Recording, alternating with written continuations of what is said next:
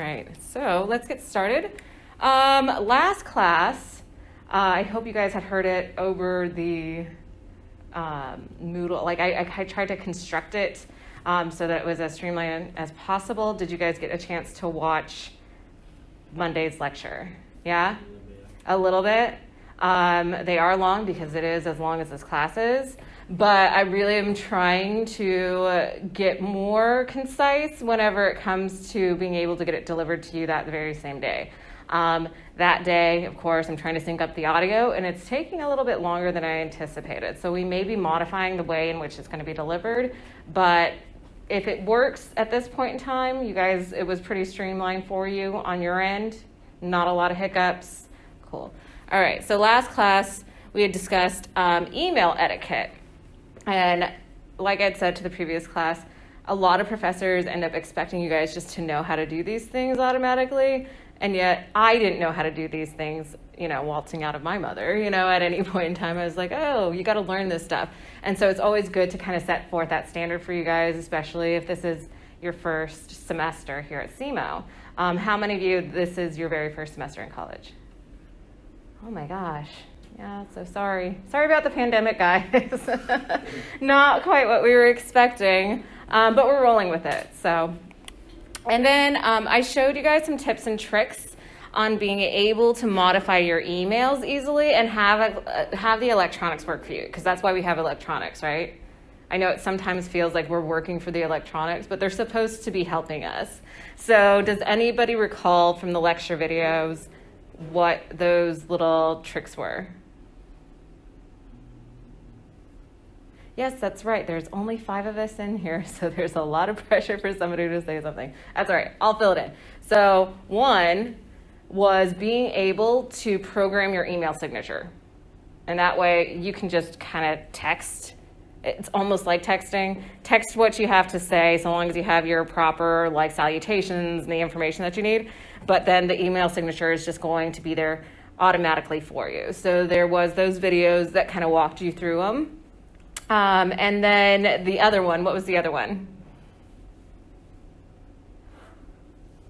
No pressure, guys. No pressure. So it was the delayed delivery option. So if you guys are up late at night, you encounter a problem, how many of you guys have found yourself doing homework late at night and then being like, oh, okay, I should email my professor? None of you guys have encountered that problem yet? I guarantee you may in the future. Find yourself at a time where you're like, okay, well, I do need to let them know what's going on, so I'm going to send them this email. With the delayed email sending options, you can schedule it to come in 8 o'clock in the morning instead of like, oh, I'm working on this at 2 o'clock in the morning. I don't expect a reply, but we still get it. So you can program that in. And set it and then forget about it. And then your professors will receive it 8 a.m., 9 a.m., whatever time it is that you pre-program your email to be delivered to the recipient. So I showed you those tips and tricks for it, and then you had an email assignment. So your email assignment is going to be due Friday at 8 a.m., this Friday. So 9/11, 8 a.m., you send me an email with some information in it. And the lecture video kind of covered what needed to be within the email. And it's pretty simple, but at the same time, you guys could do it just even after this class, program something into an email, make sure that you have the proper stuff that's in it, and then schedule it to be delivered by 8 a.m. on Friday. And that's it. That's all you got to do, okay? But I just wanted to reiterate that and make sure that we're all on the same page. All right, so let's get into it, you guys. Try to stay awake. For those at home, they'll have access to being able to have this information through the slides and through this lecture. So let's see how much time I got. We'll try to make it quick. So early Cape Girardeau. How many of you guys are actually from Cape Girardeau? You're from Cape, so you're familiar with some of these places I'm going to be mentioning. Hopefully some of this information is new. Some of it you may already know. So for Cape Girardeau, it was originally a trading post that was established by Jean-Jacques Girardeau. And a lot of people think that that's who the founding father was, thus the name Cape Girardeau. But he wasn't the founding father. It was actually Lewis Lorimer. And so Louis Lorimer was a founding father of Cape Girardeau, and he established this like as more of a predominant trading post by the late 1700s.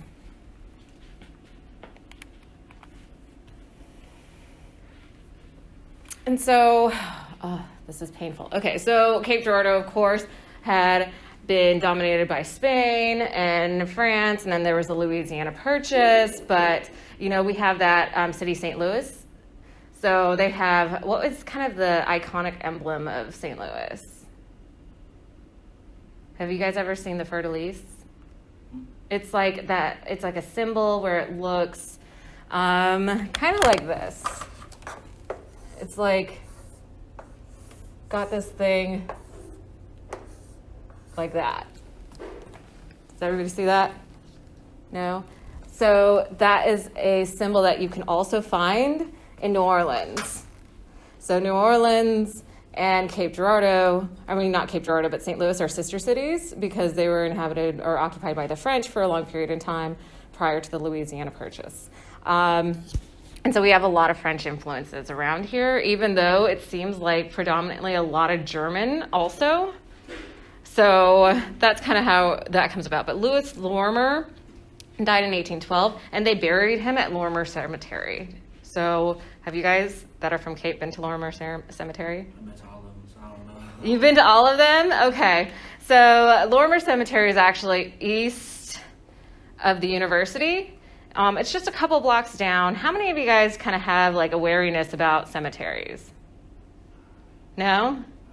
I've been thinking about this. I was like, oh, how can I make this more fun? And I'm not sure, you know, considering the times, I'd have to ask around, but I was like, maybe it would be cool because, of course, what is the next holiday that's coming up?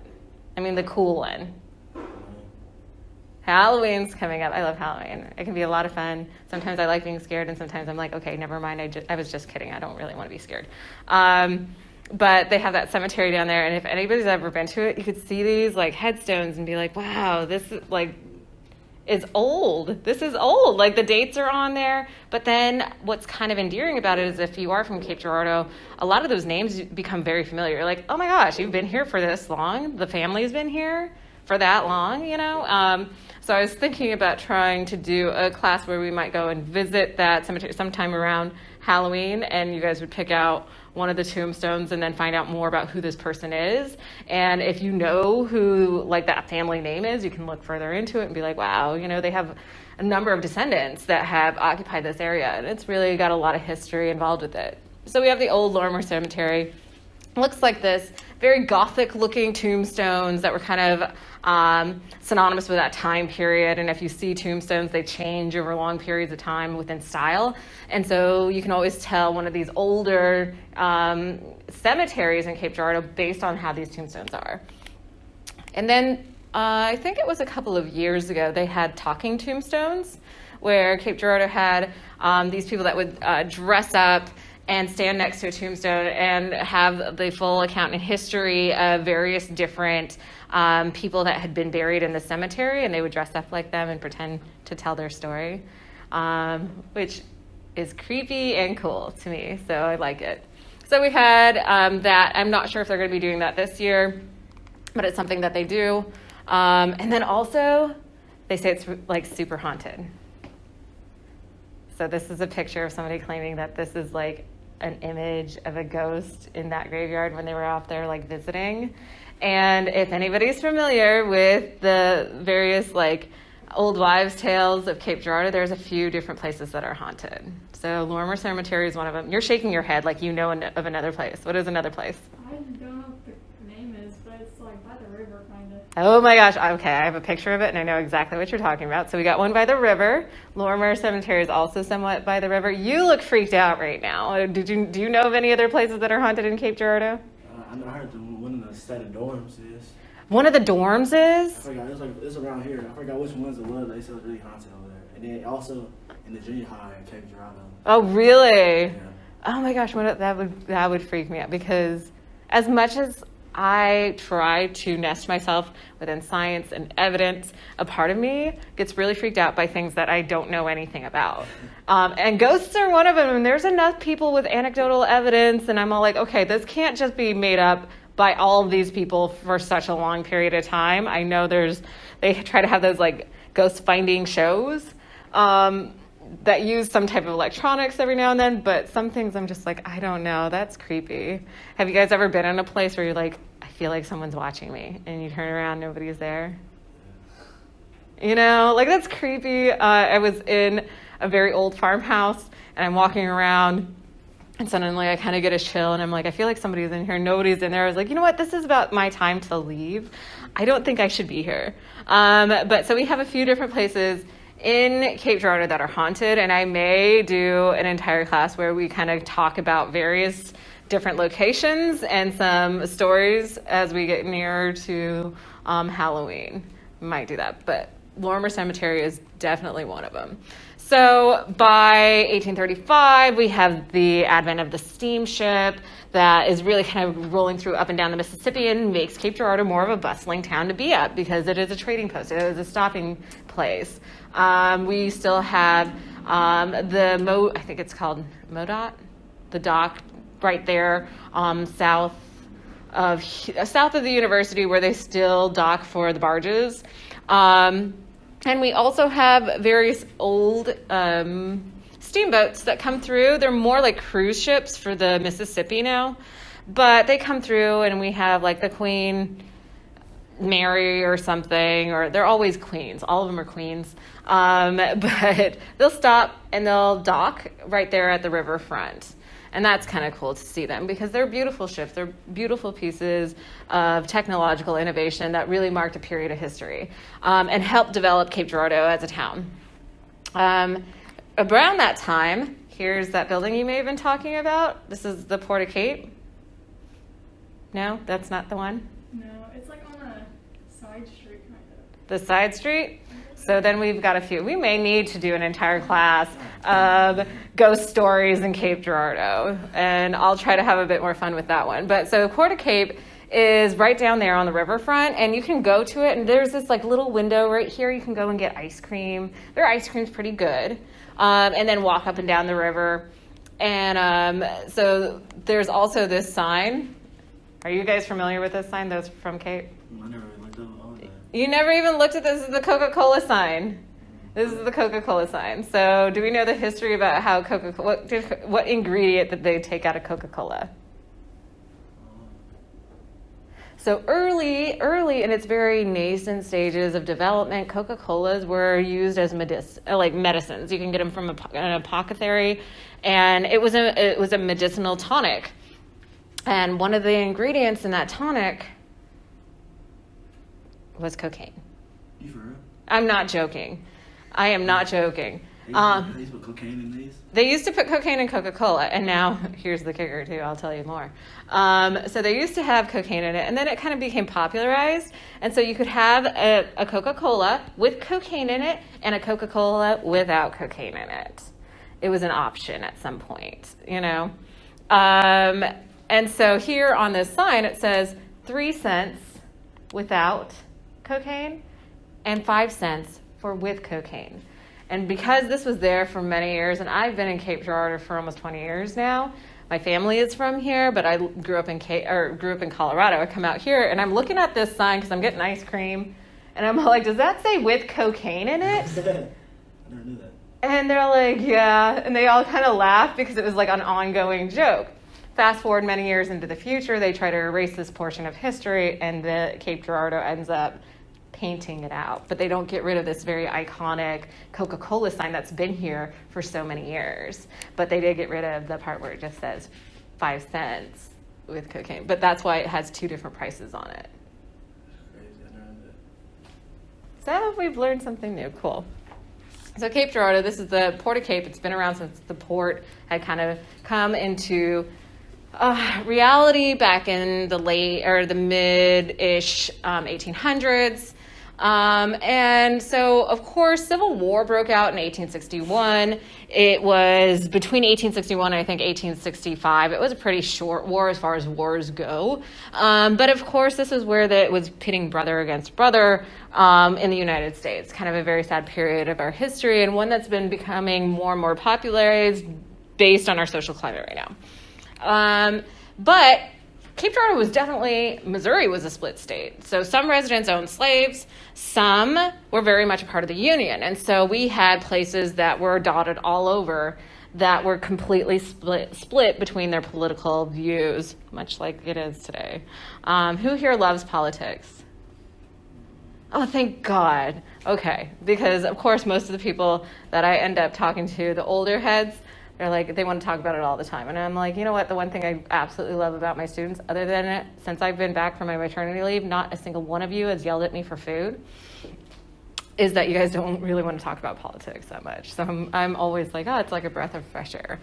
So we definitely had multiple forts that were constructed all over Cape Girardeau.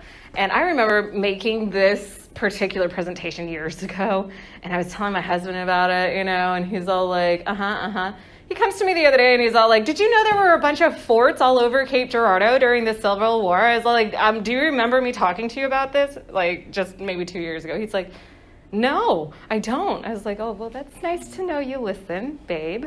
Thank you. But one of those forts, Fort B, was located in the exact place that Kent Library is today. So it was really cool. And it was a Union fort. Also, there's murals right there by the Port of Cape. Have you guys seen those murals? A lot of them have histories and stories about them. Old Town Cape did a pretty decent job about trying to understand the history of Cape Girardeau and have these murals, which are also dated, kind of reflecting certain periods of that time, certain attitudes of the time. And so there was this battle in Cape Girardeau in 1863. And Confederate cannonballs were flying around. They ended up knocking out a bunch of these houses. One of the houses was Alfred Lacey on Carruthers Street. And so the Old Town Cape said, Ike, a family slave, which I kind of am annoyed at the term where they would say family slave, as if it makes it any lighter of a situation, extinguished some resulting flames from these cannonballs. And then there's a mural commemorating this act in the moment, So if you guys ever get the chance to, you can go down and kind of check out these murals and see them. And I think they have little plaques giving some little bits of information about what these murals are representing. But the artists are actually pretty decent within them. And I think there's different artists for each one. So for Southeast, the very first building that was erected here was named the 3rd District Normal. They had the worst names, and I'm sorry you guys have to know these. The 3rd District Normal School, called the Old Normal Building. And it was it reminds me of the Addams Family House. Or have you guys ever seen Psycho? The movie Psycho? Oh my gosh, I'm getting old. So Psycho is a very classic scary movie. Have you guys ever heard of Norman Bates or the Bates Motel or anything like that? No. Gosh, I'm standing on an island by myself. All right, anyways, well, it looks like a really creepy version of their houses that are displayed within these films. But at some point in time, Southeast was more of a teacher's college. That's pretty much what they were based on. They were, of course, during a period in time where there was a lot of movement going in through this area of the country. And one thing that people definitely needed were teachers. And I was kind of Googling this not too long ago where I was like, well, what are the most stable jobs during periods of like a depression or moments in like the pandemic? Because we really kind of confronted those very realities in recent months due to COVID-19. And one of them was like, well, teachers. I was like, really? I thought that would be the first to go, but I guess people still need to be educated for future purposes. Construction's another one. But so this was originally a teacher's college. And this building that they had erected at that period in time ended up burning down in the early 1900s. And so they had to start again. So they built Academic Hall, the one especially that is still existing there today. Is the original site in which these buildings were placed. And this was essentially the university. Instead of having all of these other buildings around, this was the very first one. And it still has that like very iconic copper dome on it. At some point in time, it had like 27 different classrooms to it. a library, a gymnasium, a literary society, 2 different museums. So these structures, especially for that period in time, would have been giant. I mean, it's still giant. You go into it and I'm like, oh man, I need a map just to get around here. And I've been at this university intermittently for way too long, longer than I'm willing to really admit. So this was huge for the early 1900s, a huge building. That iconic copper dome is actually still a place that students can go up to and carve their name into like the wooden pillar on the inside, the support structure. So you can go in there now and see like the years in which people have signed their names on there, and it's part of the Southeast experience and a tradition here. Has anybody heard of various other different traditions or like initiations that kind of are synonymous with life at Southeast Missouri State University?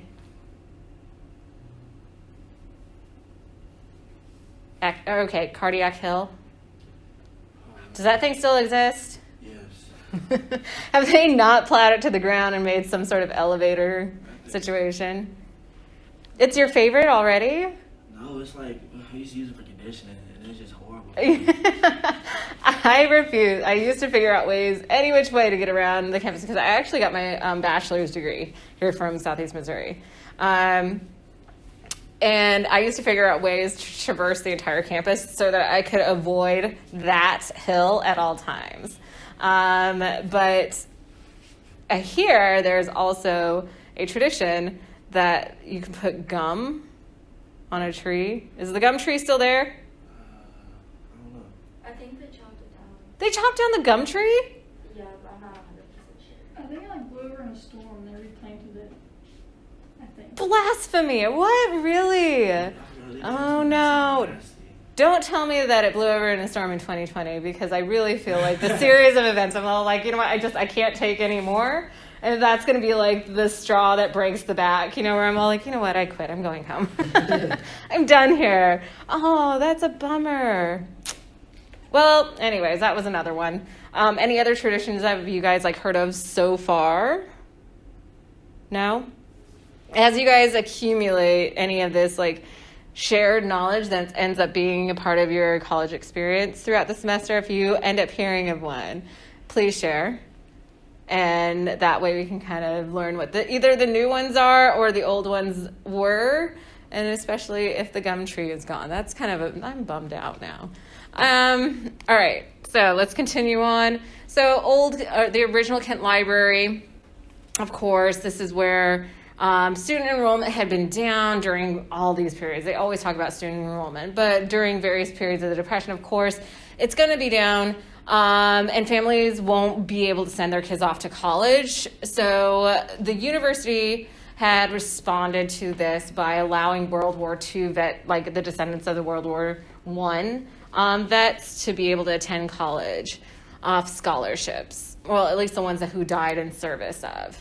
So whenever I heard of this and I think about it, I'm like, okay, wait a minute. So the response of low attendance, they're going to say that those who have parents who died in World War I get scholarships. That's a lot of people that end up dying just so that you can give them scholarships to attend college. Like, that would be a lot. So Franklin D. Roosevelt came up with this New Deal plan that allowed Academic Hall the ability to construct an indoor swimming pool. So at the time, there was a swimming pool underneath the floors of Academic Hall. It's not there now, but I'm sure that the structure is still kind of underneath it because it is part of the foundation. And then later, they ended up naming Kent Library after Sadie Kent. Sadie Kent was a very educated woman, especially for that time period. Lewis Cheney. Does Cheney sound familiar to anybody? It's a building. So as I go through these next series of names, these are names of a lot of buildings that are here on campus that you'll likely become more familiarized as you continue with your careers here. So Lewis Cheney, that is a building, and I don't know, I cannot tell you being in this basement right now where my orientation is. but I'm going to assume it's more west of here because we're Pacific Hall and we're kind of on the east side, southeast side of the university. So he was the first president of the university, so they gave him a building, which usually any of these like famous names are going to have a building on campus named after them. But he was not a long-lived president because he had gone to Tennessee in the Cumberland Gap to be a part of an archaeological excavation. And he ended up dying in that excavation because the mound had collapsed onto him. So during this time period also, and maybe slightly a little bit before that, there was this thought that these mounds had been constructed by these deceased mound builders because the Native Americans, a lot of the people that were coming from Europe did not believe that Native Americans had the mental capacity to construct such things like these mounds. And so they're like, so there must have been some ancient race of mound builders that came in and they were smart enough to build these mounds, which was really kind of a very derogatory way of looking at an entire group of people. And it was believed that by most people, except for Thomas Jefferson, who had a mound on his property, and he decided to do an archaeological excavation of it, and he was able to look at it through a trench and realize that these mounds were layers of multiple generations of deceased Native Americans. So a lot of the mounds that we would see around here, except for like Cahokia or the Kincaid, which are other types of structures, a lot of them are burial sites for Native Americans. And while he was doing this, he was excavating the remains of a woman and a child within that large mound, and it collapsed on top of him. So do you guys know of any famous mounds around here? Other than the ones I just mentioned? No? Oh, there's a lot. There's a lot of history, and a lot of rural areas have a lot of like Native American artifacts that will be just found within the plow zone of their farms. And some of them that I visited, you just go and they have these massive collections, various different spear points, projectile points, and the like. So it's kind of cool to have that in the area. And then Willard Vanderveer. That's it. He kind of looks like Mark Twain, and I'm hoping that I didn't just take an image of Mark Twain and it was like good enough when I made this. But Willard Vanderveer, he was the 5th university president. He taught the natural sciences. He was tasked by the Board of Regents for student recruitment. And in the midst of depression, he went around really kind of looking for students to recruit into the academic setting, even though there was a huge pull towards keeping children at home to help on the farms. Has anybody been familiar with like family structures in a rural setting here around Cape, or in a broader sense? A lot of them have very large families, and the reason why they have these large families is to help out with labor, especially back when. Those traditions are still kind of holding true. I just had been talking with a lady. She is around my age, and she has 9 kids that she raises on her farm. And I was like, how do you do this? How do you do that? But she's like, they grow their own food. They live on this farm. Her husband does the working, and I was just like, man, I don't know if I can do that. I can't even wrangle my kids right now. 9, it seems next to impossible. But at one period in time, that was pretty standard. And because the more hands you have, the lighter the work, and the like. But that would end up keeping kids, instead of going and getting a higher education, they'd be at home helping family. So the school ended up kind of being in danger of closing. So Vanderveer went around and he did these speaking tours in order to recruit students to come to the university and keep it alive. But then he decided he was better at being a politician than actually being a president of a university, and decided to be a congressman later. But he was the guy that coined this term from Missouri and gave it the unofficial name, the Show Me State. So he's that guy.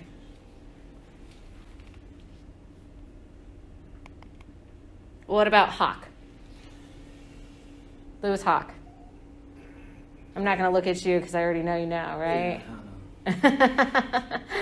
Hawk Stadium. This guy campaigned for the 3rd District School to be located in Cape Girardeau, and really kind of made this like the established region. But he was from Illinois. He was a printer. He's kind of a jack of all trades, it seems like. So he was a printer. He moves to Cape Girardeau to become a lawyer, and he finds a really rich wife and inherits his or her father's estate. And then he also ends up building about 500 miles of railroad. And we got railroads all over this place, right? Trains and such.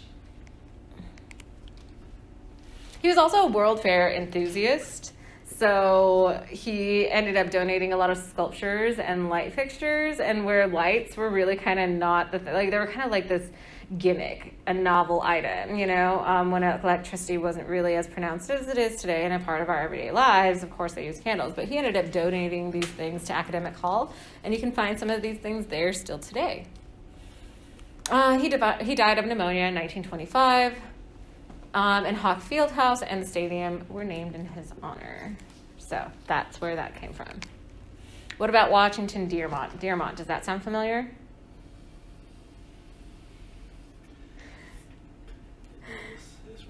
It's ringing bells. If you guys are new, you'll become much more familiarized with these buildings as we kind of go along. If you guys all have access to like the interactive map that you can get on your phone, yeah, you can definitely look through and you can be like, oh, these are the people, those old people with those black and white photos she was talking about. This is where this is named after. So hopefully it gives you some sense of familiarity and even history along with being here as part of the Southeast community. So he was president of the university for a period of time. He ended up being known as the president who got punched. That was kind of his claim to fame. He was trying, I guess there was some people trying to, they wanted to see inside of Academic Hall, so he's like, oh, okay, I'll take you guys, you know, and it's late at night, and there's this security guard who's all like, hey there, strange people trying to break into this place. I am doing my duty. Please stop. Do not enter this building. And so they after a few drinks, they had been kind of like a little more rowdy. So he's like, no, we're going to go into this building. And the security guard ended up punching him. And so he was known as the president who got punched. But he was also the guy that standardized the 120-hour curriculum that we have today. So you have to complete 120 hours in order to graduate from Southeast. And he was the guy that had done that, or the 4-year degree. And everybody at that period in time, the whole student body really enjoyed this guy. They thought he was a valuable commodity to their university life. And whenever he had finished his contract and the Board of Regents kind of kicked him out, the students revolted. They protested. So in 1921, 700 students protested for Dearmont to be able to keep his presidency. They refused to attend classes. They refused to do their homework. They blocked the entrance to Academic Hall. And then they burned effigies of members of the Board of Regents. Could you only imagine what that looked like? This guy must have had a very profound impact on the student body for them to be like, no, we don't want him to go. We really like him. He got punched. He's our favorite, you know? So that was kind of cool to know about. Then we have Mark Scully. He was not as beloved. We'll say that. He was not as beloved. But 1950s and 60s, of course, after World War II, there is this boom in the economy, and you start seeing a lot more college students entering into the scene. But he became really notorious for having stringent rules on the student body, like no kissing policies. And he would ride around on his little horse all over campus, just breaking up love affairs, I guess. Which, if you could imagine what that would look like, I would be like, who do you think you are? Like, it's not like I go around, you know, making out at all times or anything, but a little smooch to my sweetheart is not your business, you know? But he's all like, hey, stop doing that. Who do you think you are? That's some antiquated views on public displays of affection. And students, if they didn't abide by these moral codes, their driving privileges were taken away, or various different type of privileges that I would feel like, I'd be like, try me. You're going to take my driving privilege? Like, what, are you going to take my car keys? Are you my DD? But he would really kind of confiscate these like various privileges that students had for that period. And there was also a strict dress code. Men had to wear pants. So I guess sweats and shorts you had to actually wear slacks, at all times, which I would think it would get really annoying in the upkeep. If you guys for the guys in the room, you guys have to like iron your nice slacks and stuff. Otherwise it looks like they're just super wrinkly. But it takes time to get those things cleaned and ironed properly prior to, dry cleaning, or having something pressed. And so it takes time, and they had to do that every single day. So all of these guys wearing their nice slacks. For the ladies, you had to wear long skirts or dresses at all times. And if you're anything like me, I'm sorry, but I would love to be one of those elegant women that can just wear dresses all the time, but I can't. They get on my nerves. I'm like, this is not working out. It's super windy. I'm not doing today. Not doing it, So, but they had to wear long skirts or dresses. That was a part of the dress code. But after 4 p.m., if temperatures were below freezing, they were allowed to ditch the skirts and put pants on. I guess during that period of time, it was kind of like a movement going on where women kind of got out of wearing the skirts all the time as their traditional garments and began wearing slacks and pants. And to me, I'm like, it's easier to maneuver. So we also have student life. Student life began drastically changing around the 1970s. Things became lax. It was a different time period. There was a lot of protests going on, a lot of movements, a really exciting period, a really scary period, kind of oddly reminiscent of the time that we're in right now. But due to many young males serving in the Vietnam War, there was a lack of students. And prior to this, it was mostly men who went to school. Women were less so pressed to actually attend colleges or to go out to the workforce. But whenever the men go off to war, the economy still needs to go on, and things end up becoming much more lax. And there's a lot of times throughout history, if you end up taking a history course, that seems to be a consistent theme. This is what had happened during World War II. All of the men went off to war, and the women were like, hey, you've seen that iconic, like, Rosie the Ripper, the lady with the bandana, and she's holding her arm like that. It was because of during a time where they're like, well, we still need people to work, and the guys are gone, so we're going to let the women do it. And that's kind of how that happens, And then during that period of time, the women were like, I actually like working, and taking care of children sucks. Let's just not do that, So then there became a different period, but that's for a different class and a different time. So the second wave of women's feminism began, especially along with the terms of women's suffrage. Then we had the very first computer in the 1960s. That was in the math department for the university. Now, computers, while we have these little handheld devices that do so much, computers in their early stages were huge. They took up entire rooms. They couldn't do nearly half the computations that our phones can do, our calculators are capable of. So these were kind of a big deal, and really just a lot of them had to be rented out, or you shared a single computer and then had time on it. And so having individualized ones now today is really kind of a privilege and an amazing feat. By the 1990s, they offered a bunch of online courses. Students started doing this. In 2003, they offered the very first online degree. By 2018, over 1,500 students were pursuing degrees completely online. And by 2020, you guys were forced to do online classes, whether you wanted to or not. And if this is your first semester in college, then you may be kind of familiar with these blended courses or just online courses, and that these face-to-face courses are becoming more and more rare because of the restrictions related to COVID-19. Academic programs. At one point in time, students were required to have, I think it was, 2 years? 2 years of gym class. You had to pass gym. Like, you had to physically be fit in order to graduate from college. Which, if that were to be my case, at some period in time, I probably still wouldn't have a college degree. I'd be like, I can't do this today. By the 1940s, those requirements kind of laxed. where you would have like 6 terms or 3 years where you could complete this requirement. And then 1957, graduate classes were offered into the curriculum, which we still have some graduate classes for master's programs and that kind of stuff, but I don't think we have anything for a PhD. Athletics. The original Southeast mascot was the Indian, Chief Sagamore. And in 2005, it was recognized that that mascot was offensive to Native Americans, derogatory, and it was also cultural appropriation. Do you guys know what cultural appropriation is?